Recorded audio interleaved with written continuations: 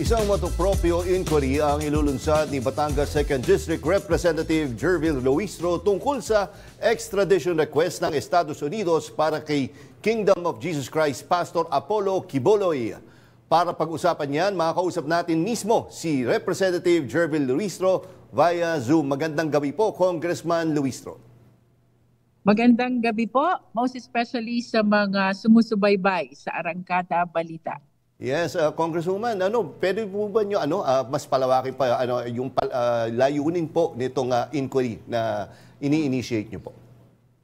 Well, just like the previous inquiries in aid of legislation, gusto ko pong liwanagin ang ultimate objective natin dito is to respond to our legislative mandate.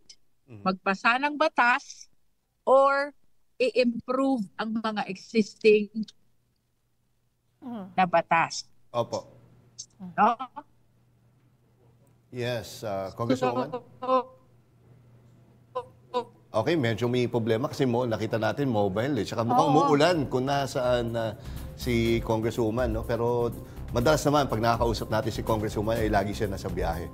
Pag ganitong oras kasi. Oo, pag ganitong oras eh. Kaya nga sabi natin nga lagi natin na-tiyempo na siya ay nasa biyahe. So, tawagan natin siya ulit. Oo, pero maganda nga kasi mapag-usapan yan. Kasi nga, ito yung Estados Unidos, gusto nilang kunin na si Pastor Quiboloy. Pero meron siyang kinakaharap na kaso eh. So ano bang mangyayari?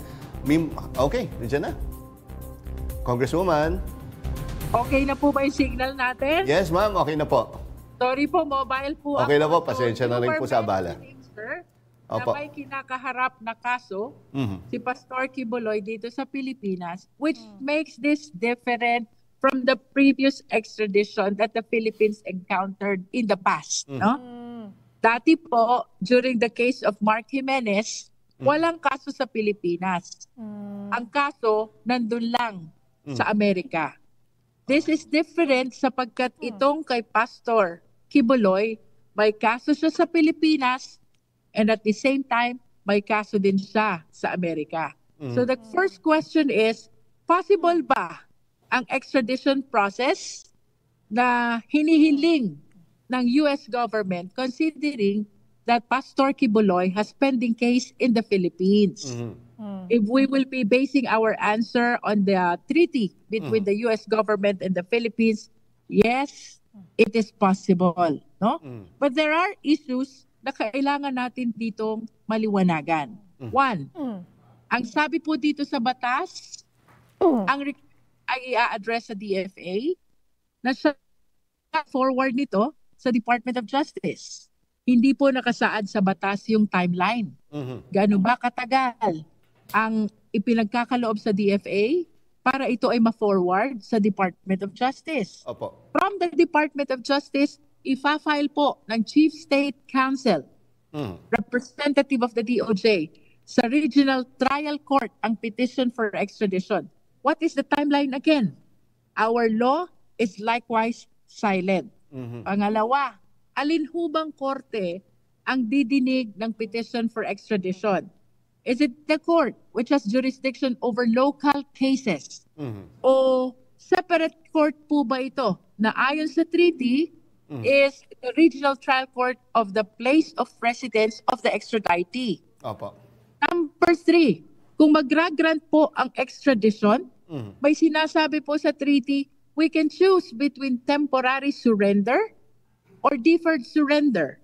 Pag sinabi pong temporary surrender, atin muna pong i-extradite itong person being requested to the foreign government. And when they conclude their judicial process, that is the only time ibabalik sa atin at tayo naman ang magtutuloy ng ating proseso sa korte. No? By deferred surrender naman po, ang ibig sabihin, tatapusin muna natin ang pagdinig and even up to the service of sentence dito sa ating bansa. At kapag tapos na, that is the only time that we will allow the extradition of a Philippine resident to the foreign government. No? Ito pong mga tatlong issues na nabanggit ko is just some of the several issues which answer cannot be found in our existing laws. At ano po itong ating mga kasalukuyang batas on extradition? Of course, number 1 is the extradition treaty between the United States government and the Philippine government. This was passed or executed in 1994. At ang pangalawa po is the Philippine Extradition Law, which was signed and passed into law by former President Marcos Sr. back in 1977 pa. No? During our hearing yesterday, it was asked, ito po ba'y patungkol kay Pastor Kibuloy? I wish to advance. Ang discussion po kay Pastor Kibuloy is just incidental.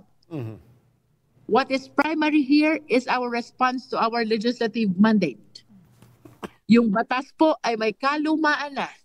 And based on our discussions, there are issues and matters that needs to be clarified. And that is why during our first hearing on the inquiry in aid of legislation, ay atin pong hihilingin na makasama ang mga ahensya na mayroon pong kaugnayan sa proseso ng extradition.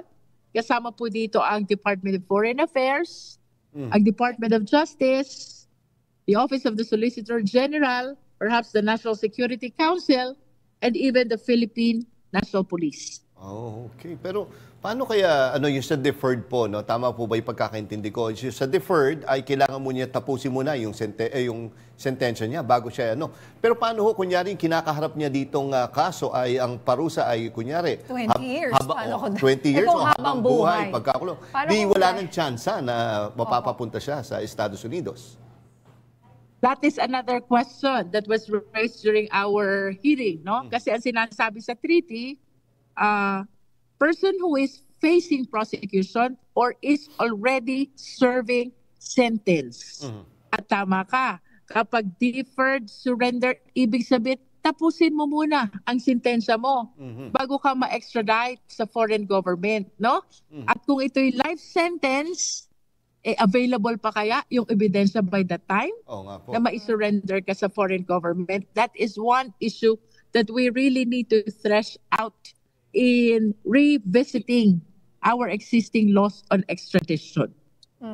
And kung sakaling magkaroon na what will reign supreme? Kunyari parehong guilty. Kunyari lang, 'di ba? Sa Amerika ba siya isa-serve yung sentence o sa Pilipinas? Apparently, based on the treaty, baligtarin naman natin, no? Kunyari, sinurrender natin siya sa US government. One of the questions that was raised, paano ko na-convict sa US government?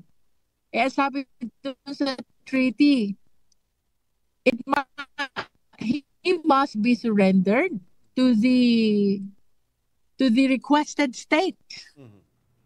Ano namang mangyayari doon sa service of sentence nitong foreign state or another state, no? So, apparently, marami pong ambiguities, maraming insufficiencies na nakita ang ating mga committee members.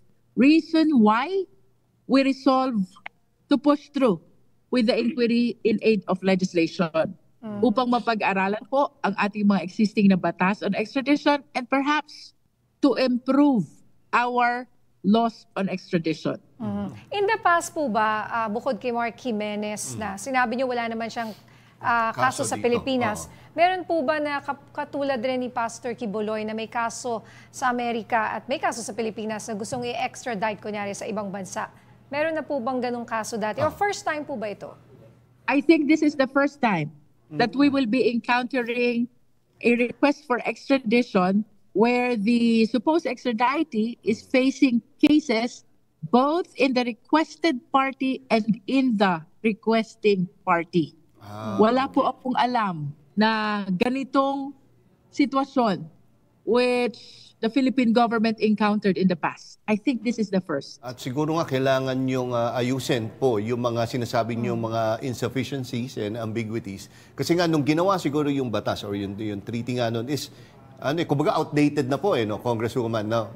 Kumbaga hindi nila na-foresee na parehas may kaso sa Pilipinas at may kaso sa ibang bansa. Tama po ba? I agree with you, sir. If we will check the Philippine extradition law, this was passed 1977, no?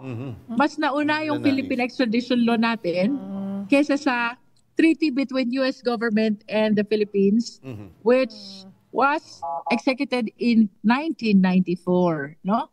I understand that the situation evolved And the laws must be updated to make it more responsive to the needs of our time.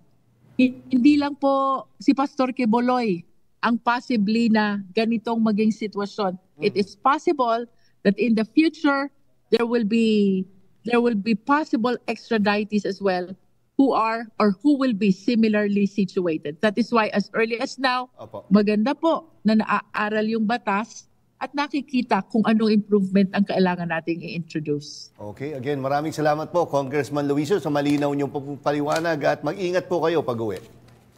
Maraming salamat po. Hindi pa ligtas sa mga anumang pagsusuri